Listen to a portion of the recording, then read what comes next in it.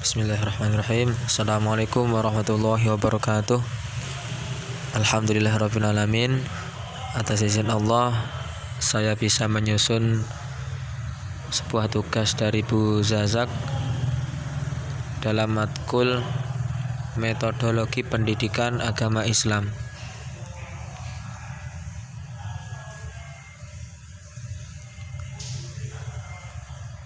Tugas yang pertama berkaitan dengan definisi metodologi PAI. Apakah itu metodologi PAI? Dalam Kamus Besar Bahasa Indonesia, metodologi berarti ilmu tentang metode atau uraian tentang metode. Menurut Muhammad Arifin, metodologi adalah ilmu pengetahuan tentang jalan atau cara yang harus dilalui untuk mencapai suatu tujuan. Menurut Tayar Yusuf dan Saiful Anwar, bahwa metodologi pengajaran agama Islam adalah cara atau jalan yang ditempuh dalam menyajikan bahan-bahan pelajaran agama Islam agar mudah diterima, diserap, dan dikuasai oleh anak didik dengan baik dan menyenangkan. Sedangkan menurut Isfandi Mukhtar, metodologi pendidikan agama Islam yaitu suatu upaya menetapkan kajian-kajian ilmiah tentang konsep-konsep dan fakta-fakta belajar mengajar dalam situasi kegiatan perencanaan, penerapan, dan penilaian sistem pembelajaran agama Islam dalam rangka peningkatan proses dan hasil belajar yang optimal. Kesimpulannya,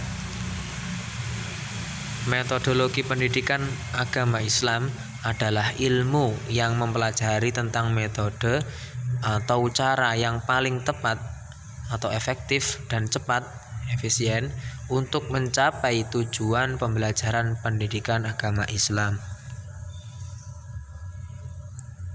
Selanjutnya tentang tujuan metodologi PAI. Rumayulis dalam bukunya Metodologi Pengajaran Agama Islam mencantumkan bahwa metodologi pengajaran dalam pendidikan Islam bertujuan yang pertama adalah menolong pelajar untuk mengembangkan pengetahuan, maklumat, pengalaman, keterampilan, dan sikapnya.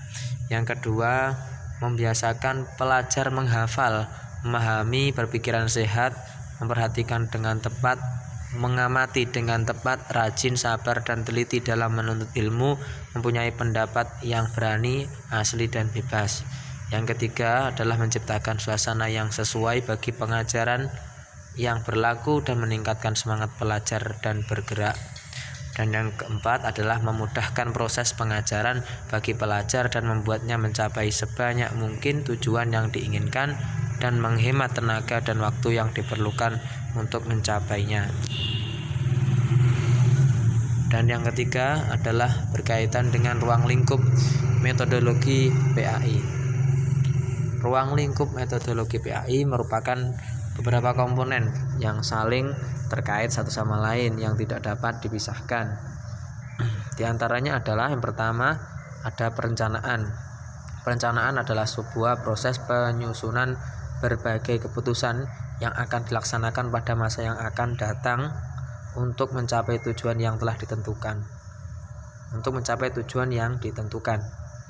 Yang kedua adalah bahan pembelajaran, yaitu materi ajar yang diberikan pendidik kepada peserta didik pada saat berlangsungnya kegiatan belajar mengajar.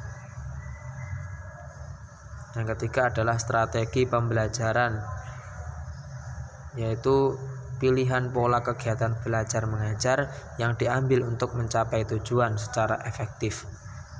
Yang keempat adalah alat atau media pembelajaran, yaitu alat atau media yang digunakan sebagai perantara untuk menyampaikan pesan dan dapat merangsang pemikiran, perasaan, dan kemajuan peserta didik sehingga dapat mendorong terjadinya proses belajar mengajar. Yang terakhir adalah evaluasi, proses untuk menentukan nilai belajar dan pembelajaran yang dilaksanakan. Sekian presentasi dari saya. Mohon maaf apabila ada kekurangan. Wassalamualaikum warahmatullahi wabarakatuh.